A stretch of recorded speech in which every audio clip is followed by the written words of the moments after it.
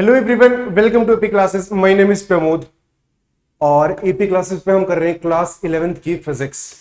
Class 11th की physics में आज हम पढ़ने वाले हैं बेसिक मैथ्स फॉर फिजिक्स। जो जो बेसिक मैथ्स हमें फिजिक्स को सॉल्व करने के लिए चाहिए ना, वो बेसिक मैथ्स हम कवर करने जा रहे हैं। इसकी एक वीडियो पहले आ चुकी है जिसमें हमने डिफरेंशिएशन कवर किया था कि डिफरेंशिएशन क्या होता है, कैसे लिखा जाता है। Generally dy by d x, किसी भी फंक्शन को डिफरेंशिएट जब हम करते हैं तो उसको इस फॉर्म में लिखा जाता है और उसका ये होता है उसका फर्स्ट ऑर्डर डेरिवेटिव। ऐसे उसका सेकंड ऑर्डर डेरिवेटिव कुछ इस फॉर्म में लिखा जाता है। ठीक है, तो ये था डिफरेंशिएशन और डिफरेंशिएशन के फॉर्मूलाज हमने देखे थे जो जो हमें बेसिक हमारे 11th क्लास में फिजिक्स में काम आएंगे। अब आज हम पढ़ने जा रहे हैं डिफरेंशिएशन का रिवर्स प्रोसेस। किसी फंक्शन को, एक फंक्शन y था, y को हमने डिफरेंशिएट किया, dy बाई डी एक्स बना। इसको फिर से डिफरेंशिएट किया तो d two y by d x two बना। अब यहां से यहां पे तो सर डिफरेंशिएट करके आ गया, यहां से यहां पे कैसे आए हम डिफरेंशिएट करके, ये तो आपने बता दिया सर। अब यहां से यहां पर जाना हो तो हम यूज करते हैं हमारे टॉपिक इंटीग्रेशन का। किस चीज का? इंटीग्रेशन। चलो इंटीग्रेशन वर्ड को समझते हैं। इंटीग्रेशन क्या बोलते हैं? इंटीग्रेट करना, चीजों को एक साथ लाके जोड़ना। बेसिकली इंटीग्रेशन का मीनिंग होता है समीशन। अब देखो, हमने एक ऐसे कोई कर्व बना दिया, ठीक है सर, इसके टेंजेंट फाइंड करने थे तो हम d y by d x कर देते थे। हाँ सर, ये y equals to f of x, x के फंक्शन में ये एक फंक्शन दे रखा है x में, ठीक है। तो ये y और वो x एक्सिस। अब क्या है कि अब ये कहते हैं कि सर इस फंक्शन, ये जो ग्राफ है ना, ये जो ग्राफ बना हुआ है, इसके नीचे का एरिया कितना है, ये कैसे कैलकुलेट करेंगे। कोई ऐसे कहते हैं कि सर ये एरिया आपको निकालना है। सर पर हमें एरिया क्यों निकालना होता है फिजिक्स में, ये हम पढ़ेंगे। देखना कैसे कि डिस्टेंस क्या होता है सर, स्पीड इनटू टाइम है। तो अगर एक साइड स्पीड और एक साइड टाइम जा रही हो तो उनकी अंडर एरिया क्या दे देगा हमें सर? डिस्टेंस ट्रेवल दे देगा। समझ आया? तो हमें एरिया निकालने की भी नीड पड़ेगी। एरिया कैसे निकाला जाता है, ध्यान से देखना।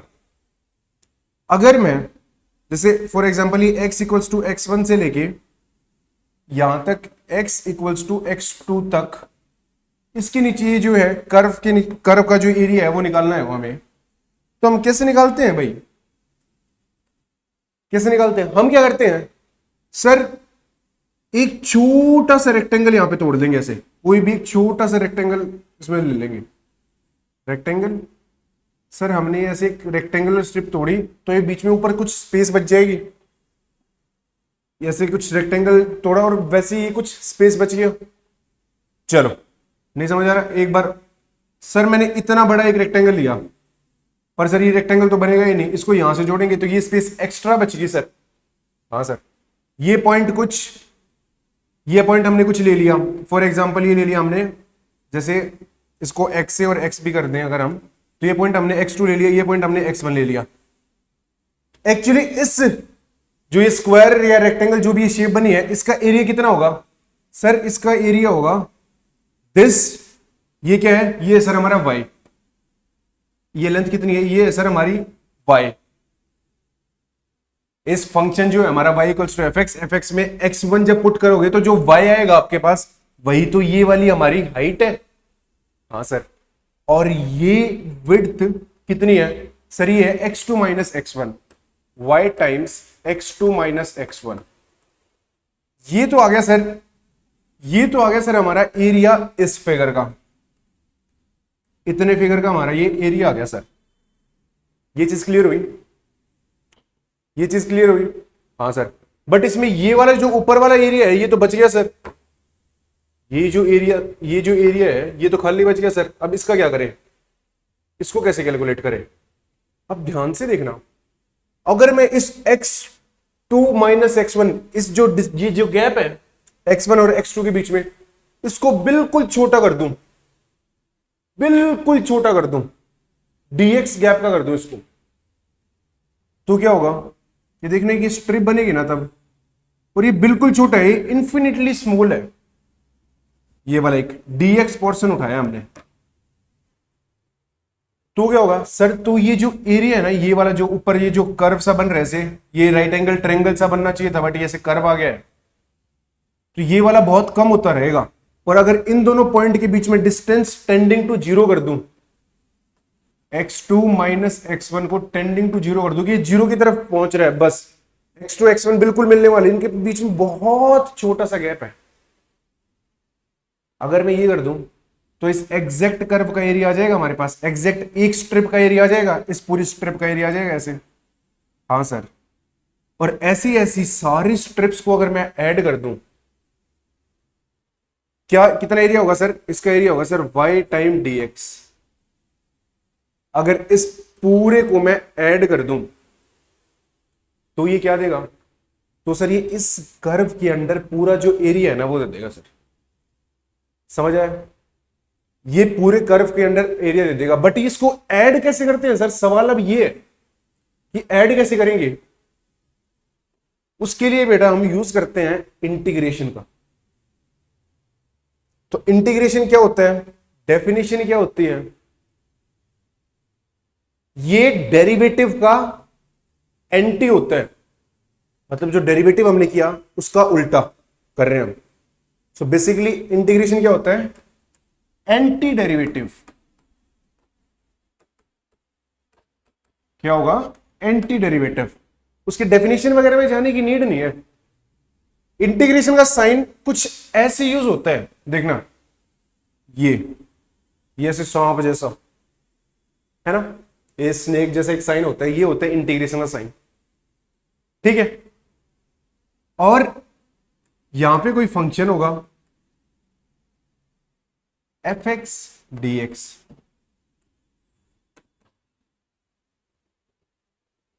ऐसे लिखा जाता है जनरली, आपको इस फॉर्म में लिखा हुआ ये मिलेगा सर। ये देखो जैसे कि dy by d x y dash हो जाता है, तो ये dx उस साइड चला जाता है, तो dy क्या होगा, y डैश dx, और इसको ऐसे इंटीग्रेट कर देते हैं दोनों साइड, और इंटीग्रेट करते हैं तो क्या बन जाता है सर, ये वो dy का इंटीग्रेशन मतलब छोटे छोटे छोटे छोटे छोटे dy का समीशन, पूरा समीशन कर दिया उनका, पूरे को जोड़ दिया, ऐड कर दिया, तो वो क्या बन जाता है सर, वो dy का तो बन जाता है y, और इस साइड ये y equals to f of x होगा, तो ये एफ डैश एक्स होगा, ये भी एफ डैश एक्स है, तो ये बन जाएगा सर एफ ऑफ एक्स। और इंटीग्रेशन में प्लस जब करें, इंटीग्रेशन में ये बनने के बाद उसके साथ एक आर्बिट्री कांस्टेंट c जरूर लगता है हमेशा। ये c क्या होता है, आर्बिट्री कांस्टेंट। सर ये c का क्या यूज है, मतलब ये थोड़ा समझ सा नहीं आया। अब देखना बेटा कि मैंने आपको कहा एग्जांपल से शुरू करते हैं अपन सीधा। एग्जांपल कैसे लेंगे कि सर आपने बताया था कि जो आसान सा है, एक्स क्यूब को डिफरेंशिएट करेंगे, D by d x of x cube करेंगे, तो सर ये 3x स्क्वायर बन जाएगा। इसका मतलब जब मैं 3x स्क्वायर को इंटीग्रेट करूं तो एक्स क्यूब आ जाना चाहिए मेरे पास। 3x स्क्वायर dx को जब मैं इंटीग्रेट करूं तो क्या आ जाना चाहिए मेरे पास, एक्स क्यूब आ जाना चाहिए।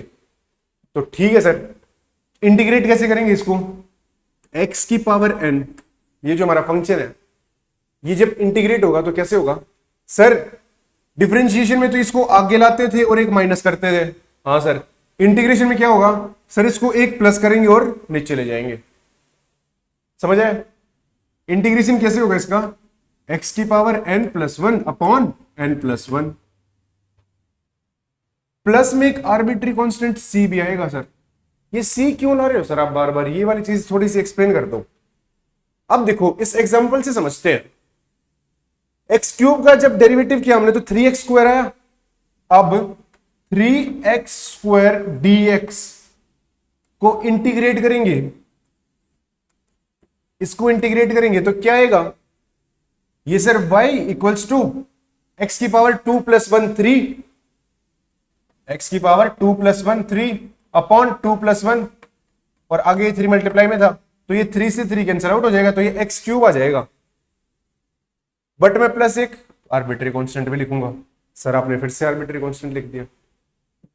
अब देखो, अब तक तो आप समझ ही गए होगे यार, एक्स क्यूब का डिफरेंशिएशन क्या होगा, एक्स क्यूब का डेरिवेटिव क्या होगा सर 3x स्क्वायर होगा।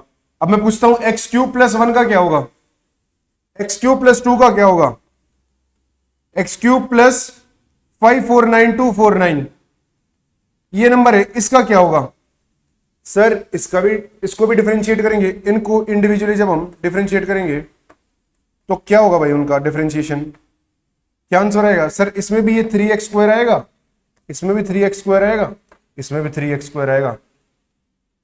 ओ, क्योंकि कांस्टेंट का डिफरेंशिएशन 0 होता है, कांस्टेंट को डिफरेंशिएट करने पे 0 आता है, तो इसीलिए जब इसे इंटीग्रेट करते हैं तो हम एक आर्बिट्री कांस्टेंट रखते हैं, क्योंकि हमें नहीं पता कि वो कांस्टेंट क्या था। समझ आया, हमें नहीं पता वो कांस्टेंट क्या था। ये जो हमारा इंटीग्रेशन है, ये जो हमारा इंटीग्रेशन है उसके पहला फॉर्मूला आपको मैंने लिखवा दिया, ठीक है। और एक बात और हमें ध्यान रखनी है कि अगर ये जो सिंबल है ना, इसे सांप का सिंबल बना हुआ है, ये अगर ये खाली ऐसे बना हुआ हो, ये सिंबल सिर्फ ऐसे हो, इसका मतलब ये है इनडेफिनेट इंटीग्रल। दो टाइप के होते हैं मेटा इंटीग्रेशन, डेफिनेट और इनडेफिनेट इंटीग्रल। ये हमारा इनडेफिनेट इंटीग्रल। डेफिनेट इंटीग्रल में क्या हो जाता है सर, जो डेफिनेट हो, जो डिफाइंड हो एक रेंज के अंदर, कुछ ऐसे समझ लो आप। डेफिनेट में क्या होगा सर, उसमें लिमिट दी होगी।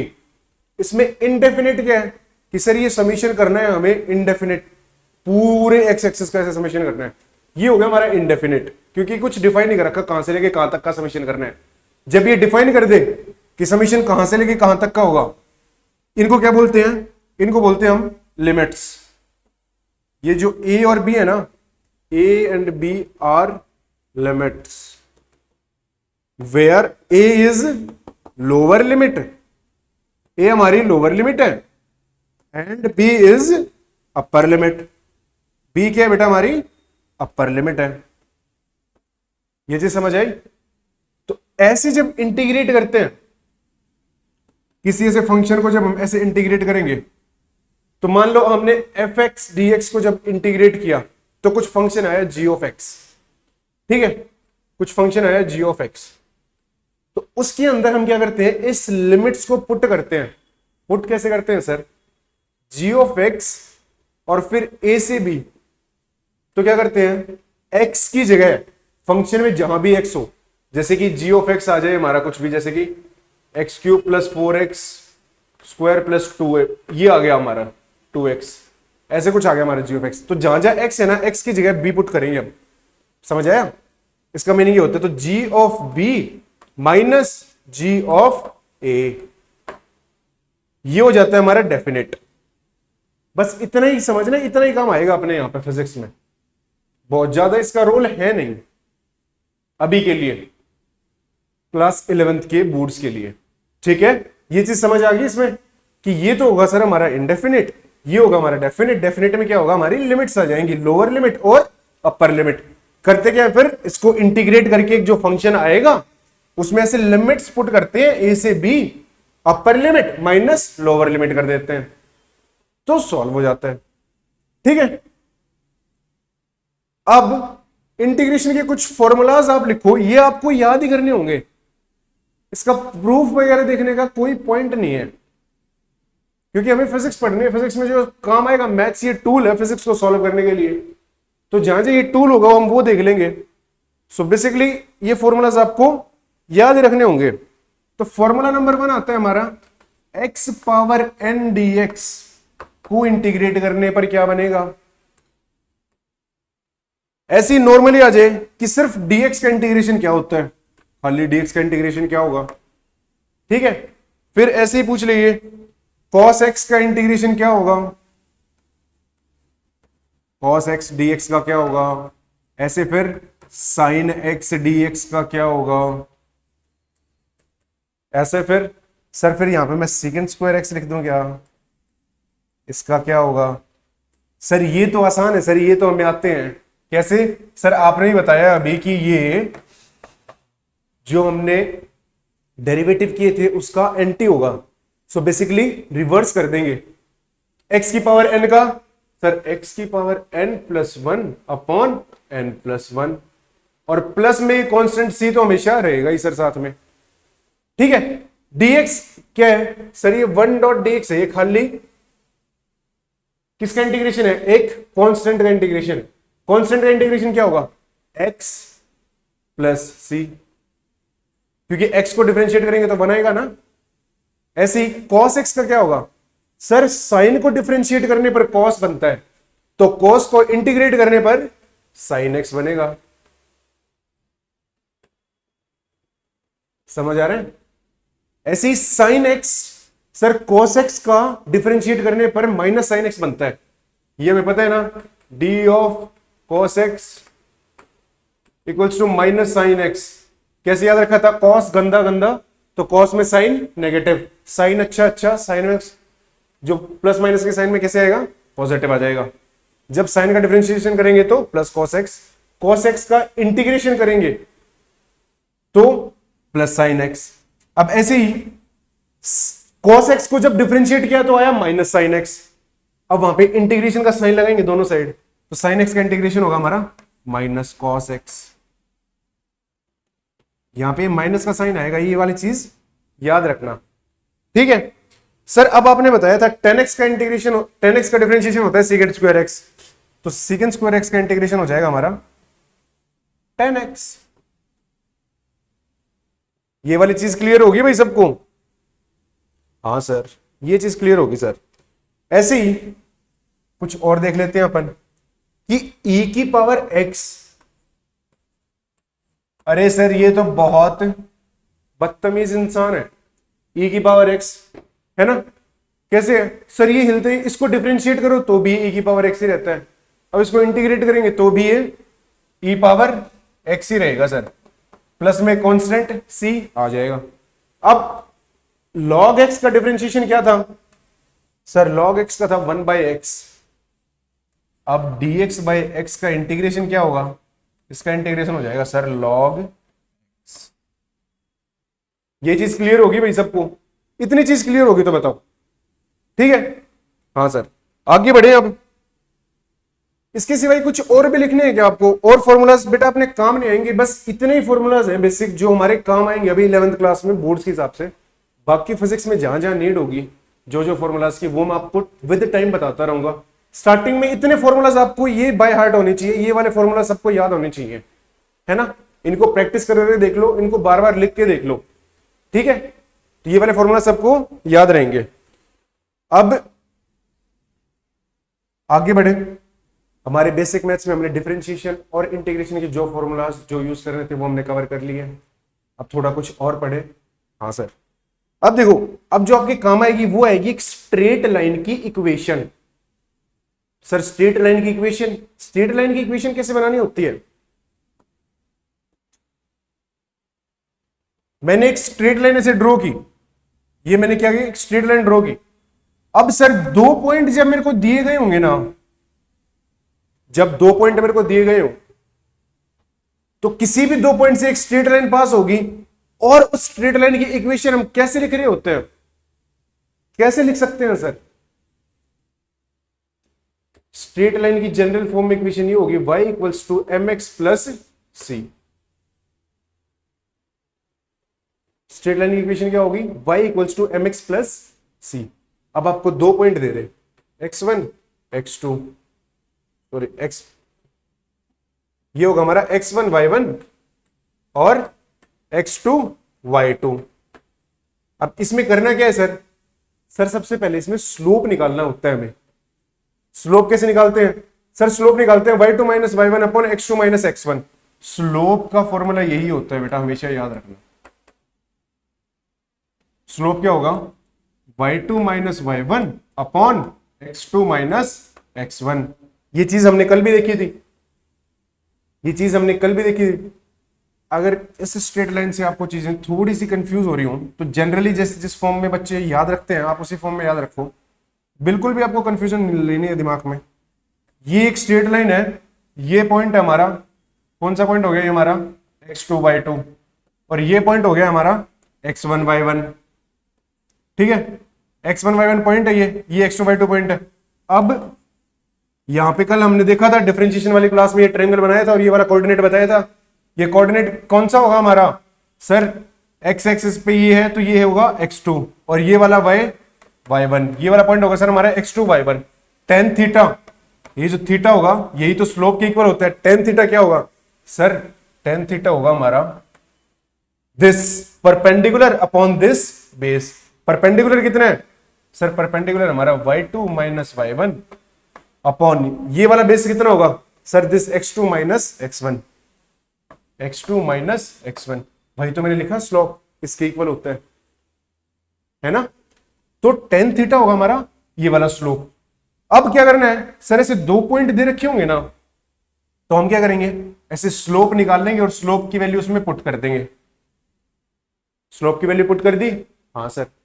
पुट करने के बाद कोई भी एक पॉइंट पुट करो इसमें। स्लोप की वैल्यू आपको पता है, पॉइंट की वैल्यू आपको पता होगी, सी निकल आएगा। सी निकल आएगा तो ये इक्वेशन आपके पास, लाइन की इक्वेशन आ जाएगी। इससे आसान मेथड हो ही नहीं सकता। समझ आया कि सर ये पॉइंट निकालना हमने, ये दो पॉइंट दे रखे थे, पॉइंट से स्लोप निकालना, हमने स्लोप को इसमें पुट किया, एम की जगह रिप्लेस कर दिया, और कोई भी एक पॉइंट उसमें सेटिस्फाई करके हम सी की वैल्यू निकाल लेंगे। हमारी ये चीज क्लियर हो जाएगी, स्ट्रेट लाइन की इक्वेशन क्लियर होगी आपको। ये थी हमारी स्ट्रेट लाइन की इक्वेशन जो हमारी यूज होगी बेसिक मैथ्स के कॉन्सेप्ट में। अब आगे बढ़ते हैं भाई कक्षा में, अब आगे बढ़ते हैं भाई कक्षा में, और इसके बाद हम देखेंगे कि एक कोई क्वाड्रेटिक इक्वेशन अगर हमें दे रखी हो, क्या दे रखी हो सर? क्वाड्रेटिक इक्वेशन, जो आपकी एस की इक्वेशन बन रही होती है डिस्टेंस वगैरह की, है ना? तो उसमें उसको सॉल्व कैसे कर रहे होते हैं सर? क्वाड्रेटिक इक्वेशन वैसे तो बेटा आपने अभी तक पढ़ा है 10th में, आपको पता होना चाहिए कैसे सॉल्व कर रहे होते हैं। क्वाड्रेटिक इक्वेशन किस टाइप की होती है sir? ax square plus bx plus c, ये हो गया हमारा पोलिनोमियल, और y को इसकी इक्वेट कर दी, ये हो गया हमारी क्वाड्रेटिक इक्वेशन। इसको जीरो या किसी की इक्वेट कर दिया तो ये होगी हमारी क्वाड्रेटिक इक्वेशन। इसके रूट कैसे निकाल रहे होते हैं सर हम? सर इसके रूट हम सॉल्व कर रहे होते हैं, इसके दो रियल रूट जो आएंगे वो कैसे निकाल रहे होते हैं sir? Minus b plus minus root of b square minus 4 times a c upon 2a। अब सर ये बीच में प्लस माइनस का साइन आ गया, इसकी वजह से दो रूट आ जाते हैं। एक तो आएगा minus b plus root of b square minus 4ac upon 2a, और एक आएगा सर माइनस बी माइनस 10। ठीक है, अब इसका ग्राफ कैसे ड्रॉ करना है आपको, हल्का सा आप ग्राफ और सीख लो। एक क्वाड्रेटिक पॉलिनोमियल होगा, उसका ग्राफ कैसे होता है? उसका ग्राफ बेटा पैराबोला होता है। सर ये पैराबोला क्या चीज है? पैराबोला की general form y square equals to 4ax, ये मैथ्स वाले बच्चे पढ़ रहे होते हैं।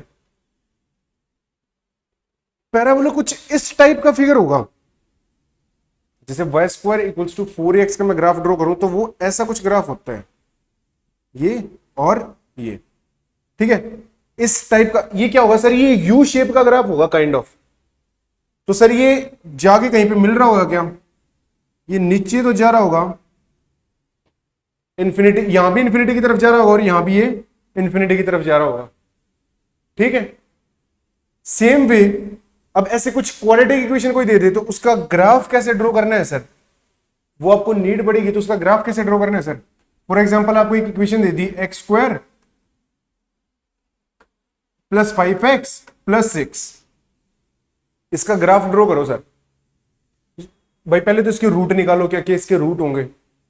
तो सर हम इसको तोड़ देते थे, याद है कैसे तोड़ते थे, अलग अलग कैसे लिखते थे सर, x+3 x+2, ये कैसे लिखा सर, दो ऐसे नंबर हमें चूज करने हैं जिनका सम तो हो जाए +5 और जिनका प्रोडक्ट हो जाए +6, तभी तो, क्योंकि ये 3x यहां पे जाता है और 2x यहां पे जाता है, तो 3x+2x।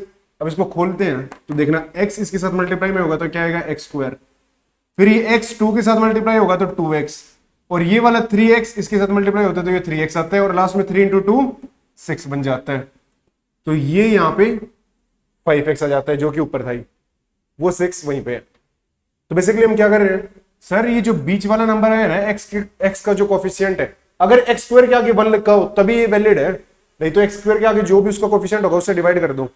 उसके बाद फिर सोचो कि दो ऐसे नंबर जिनका सम तो x का कोफिशिएंट हो और जिनका प्रोडक्ट, ये जो खाली एक नंबर पड़ा है वो, इसको इस टाइप में लिखते हैं। हाँ सर, अब रूट्स क्या आ गई सर, रूट्स आ गई x की वैल्यू -3 और -2, इसको प्लॉट कर लो, ऐसे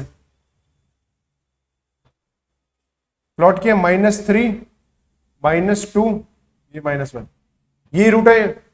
हाँ सर, अब x को जब -3 पुट कर रहे हैं तो भी ये 0 हो रहा है, -2 पे भी ये 0 हो रहा है। अब देखो -1 पे इसकी क्या वैल्यू आ रही है सर, इसको मैं -1 लिखूंगा तो ये 3 - 1 2, और ये भी +1 बन जाएगा तो 2 बन जाएगा सर, y की वैल्यू 2 आ रही है यहाँ पे, -1 पे y की वैल्यू 2 बन रही है सर। और ऐसे ही 3 के बाद -4 पे हम देखेंगे तो सर -4 पे इसकी वैल्यू देखना, -4 + 3 -1 और -2, तो यहाँ पे भी 2 बन रही है सर, यहां भी ये 2 बन रही है सर। तो क्या ये जो ग्राफ हमारा बनेगा, अब ग्राफ मैं दूसरे पेन से ड्रॉ करता हूं, ग्राफ हमारा इससे होते हुए यहां पे जाएगा और फिर ऐसे कुछ चला जाए, ये बेसिकली ग्राफ ऐसे पैराबोला टाइप में बनेगा, ऐसा कुछ पैराबोला, ठीक है, वैसा कुछ पैराबोला बनेगा। अभी यहाँ पे ड्रॉ नहीं हो पा रहा है अच्छे से थोड़ा, क्योंकि हमने स्केल नहीं कर रखा है, तो वो उस टाइप का पैराबोला ही ग्राफ बन जाएगा। और ये वाला पॉइंट कैसे फाइंड करने होते हैं सर, इस पैराबोला का ये वाला पॉइंट फाइंड करना और ये डिस्टेंस कितना है ये वाला फाइंड करना, ये जरूरी होता है हमारा।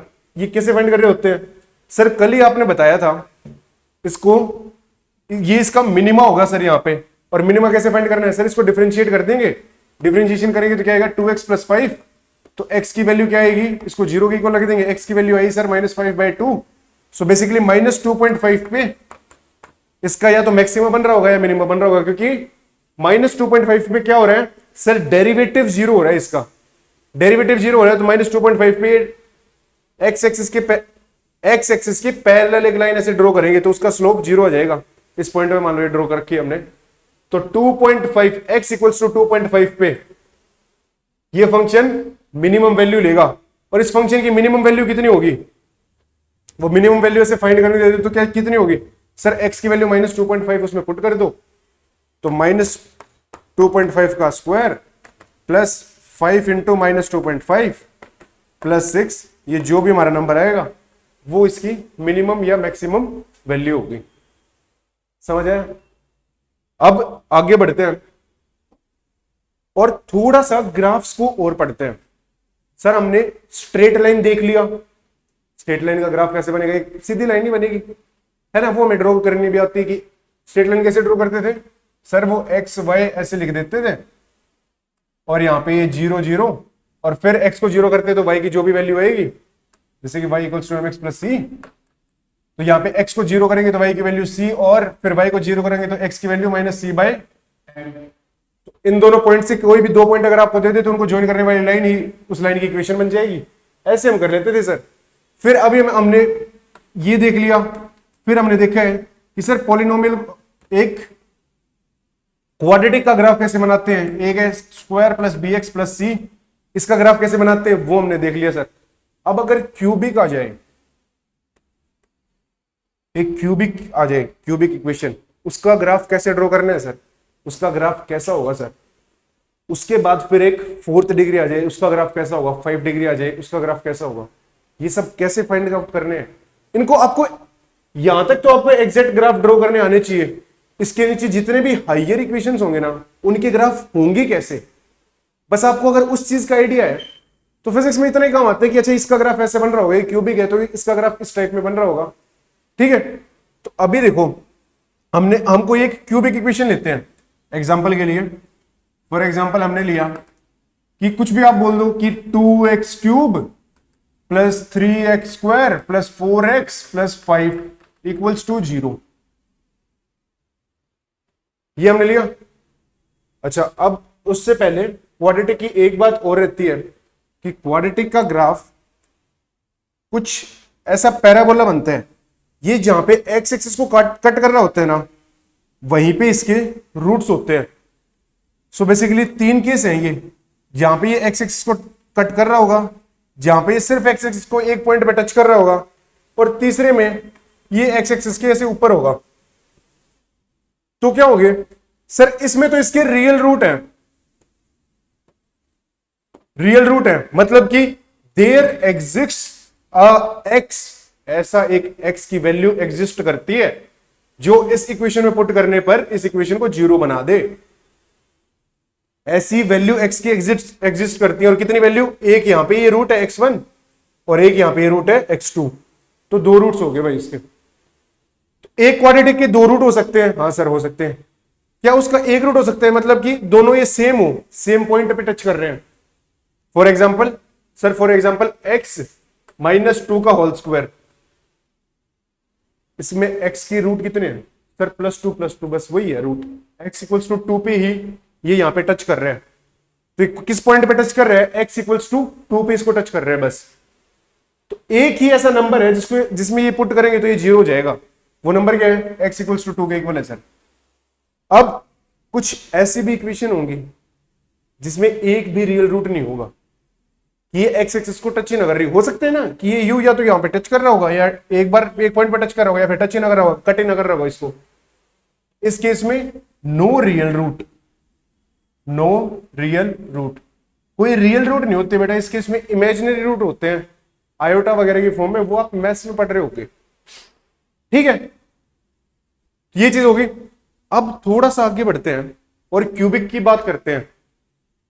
अब सर पहले एक बार क्यूबिक का ग्राफ सा थोड़ा सा बना के दिखा दो, कैसे इसका ग्राफ बनाएंगे। क्यूबिक का ग्राफ बनाने के लिए क्या करो,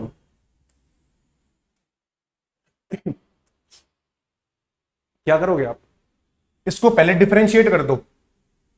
सर डिफरेंशिएट करने से क्या होगा, डिफरेंशिएट करे, जब आप इसको डिफरेंशिएट करोगे तो हमें क्या पता चल जाएगा। तो सर हमें ऐसे, जैसे कि क्वाड्रेटिक इक्वेशन में ये u यहां पे बन रहा था, यहां पे इसका एक मिनिमम बन रहा था, मैक्सिमम बन रहा था, ऐसे ही क्यूबिक के अंदर इसको डिफरेंशिएट करो। डिफरेंशिएट करेंगे तो क्या बनेगा सर, 6x square plus 6x plus 4 equals to 0। Differentiate करने पर ये बना सर, ये क्या बना इसका, ये y इक्वल्स टू दिस ले लेते हैं, तो ये y डैश बन गया। अब y डैश के इस क्वाड्रेटिक के 2 रूट होंगे, समझ आ रही है ये बात।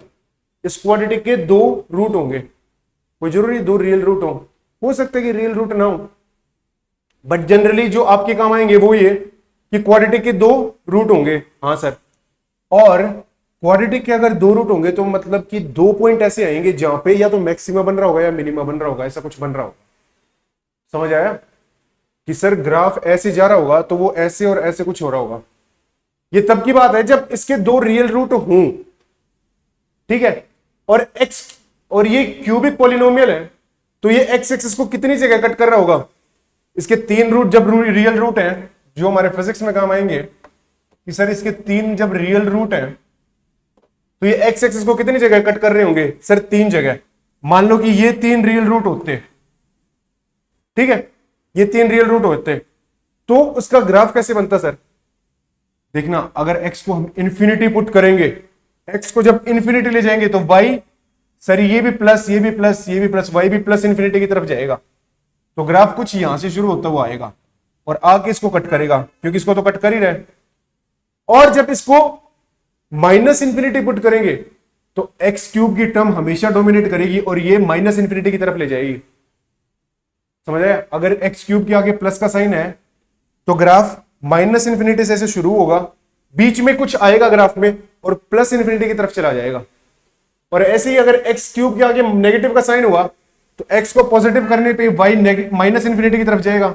सो बेसिकली ऐसा और फिर कुछ ऐसा, और बीच में कैसे ग्राफ बनेगा वो एक बार देख लेंगे अपन। इतनी चीज क्लियर हुई? हाँ सर ये चीज तो क्लियर हो गई।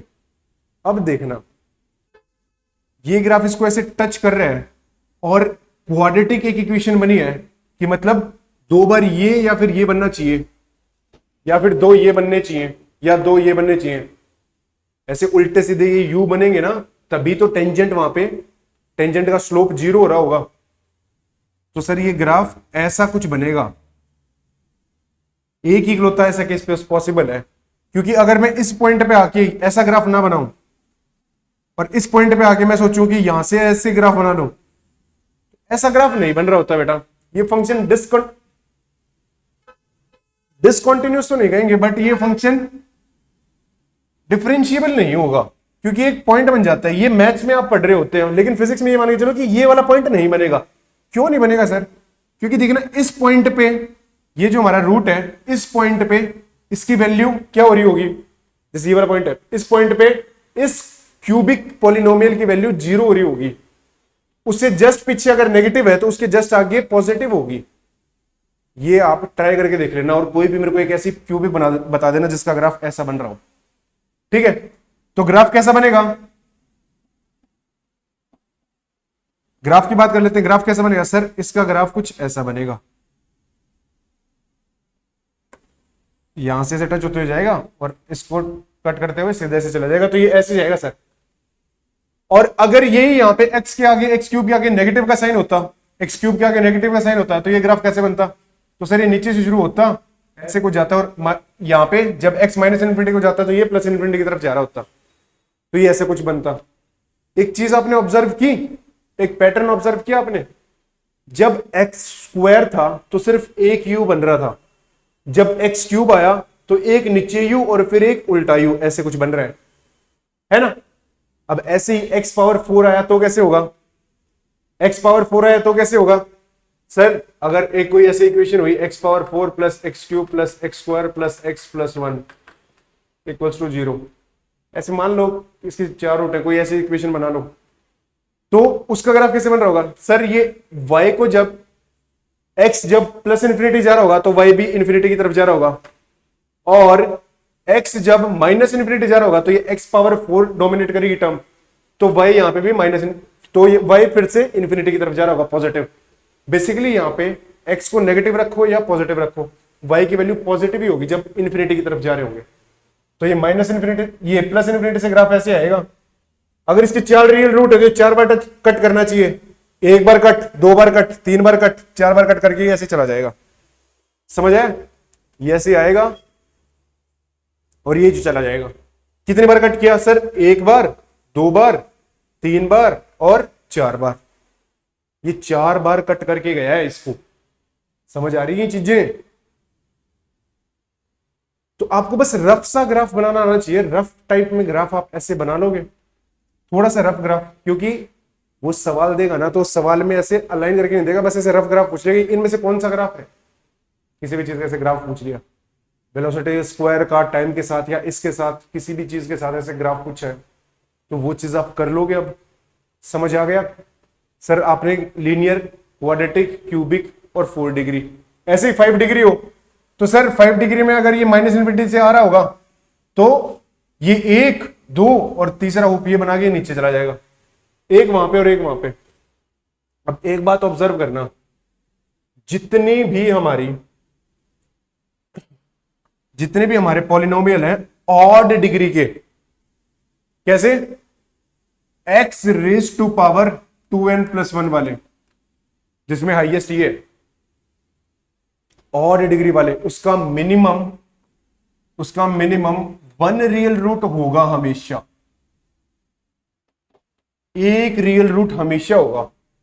ये चीज याद रहेगी क्या सर? कैसे? अरे भाई अभी तो बताया, जैसे एक्स स्क्वायर का ग्राफ ऐसे बन सकता है, बट एक्स क्यूब आ गया तो प्लस इन्फिनिटी पे तो ये पॉजिटिव इन्फिनिटी पे जा रहा होगा, बट माइनस इन्फिनिटी पे नेगेटिव इन्फिनिटी की तरफ जा रहा होगा। तो एक ना एक बार तो ये एक्स एक्सिस को कट करेगा ही, चाहे ग्राफ कैसा भी बने। इसका ग्राफ चाहे ऐसा बने, चाहे ये 2 पॉइंट पे कट करे, चाहे ये 2 पॉइंट ऐसे ऊपर बना के नीचे आ जाए। समझ आ गया? ये ऐसे भी तो आ सकते हैं, ये यहीं पे ऐसे इसने बना दिया और ये नीचे जा रहा हो, कैसे भी करे, बट एक बार तो ये एक्स एक्सिस को कट करेगा ही। ऐसे ही एक्स पावर 4 देखना, एक्स पावर 4 ऐसे भी तो हो सकता है सर, ये ऐसे आया, दो बार ऐसे बनाया और ऊपर से ऊपर चला गया, एक्स एक्सिस को टच ही नहीं किया, तो कोई रियल रूट आया ही नहीं, हो सकता है। बट एक्स पावर 5 जो होगा वो भी वही कि एक्स को इन्फिनिटी रखेंगे तो ये वाई की वैल्यू प्लस इन्फिनिटी, और माइनस इन्फिनिटी रखेंगे तो वाई की वैल्यू माइनस इन्फिनिटी की तरफ जा रही है। तो ये प्लस इन्फिनिटी से माइनस इन्फिनिटी की तरफ जा रहा होगा, बीच में चाहिए कुछ भी करता है ये अपने को मतलब नहीं है, बट ये एक बार एक्स एक्सिस को फॉर श्योर कट करेगा। ये चीज क्लियर हुई? ठीक है, तो हमने पढ़ लिया डिफरेंशिएशन, इंटीग्रेशन, हमने देख लिया बेसिक ग्राफ्स कैसे बना रहे होते हैं, लाइन की इक्वेशन क्या होती है, टेंजेंट क्या होता है। ठीक है, अब एक और बता देता हूं फाइनल चीज कि कोई ऐसे ग्राफ है जिस पॉइंट पे ऐसे टेंजेंट क्या होगी सर, टेंजेंट वो लाइन होगी जो ग्राफ को एक पॉइंट पे टच करते हुए और ऐसे जा रही है। ठीक है, अब नॉर्मल क्या होगी, जहां पे टेंजेंट बनी है ना, टेंजेंट के परपेंडिकुलर लाइन, उसको नॉर्मल बोलते हैं, बस सिर्फ ये याद रखना। तो सर इसका स्लोप अगर m है तो नॉर्मल का स्लोप क्या होगा सर, इसका स्लोप अगर m है तो बेटा टेंजेंट इंटू नॉर्मल का स्लोप -1 होता है। ठीक है, इसका स्लोप अगर m है, टेंजेंट का स्लोप m है, तो नॉर्मल का स्लोप कितना होगा सर, नॉर्मल का स्लोप हो जाएगा normal slope of normal equals to -1/m। ये वाली चीज क्लियर रहेगी? हाँ सर, समझ आ गया? तो हमें क्या करना है, सारे डिफरेंशिएशन के फॉर्मूलाज, सारे इंटीग्रेशन के फॉर्मूलाज, ये बेसिक फॉर्मूलाज हमें याद करने हैं, और नेक्स्ट क्लास में हम स्टार्ट करेंगे motion in a straight line. अब हमारी रियल फिजिक्स चालू होगी। ठीक है, तो बने रहिए हमारे साथ, मिलते हैं आपको अगली कक्षा में। धन्यवाद।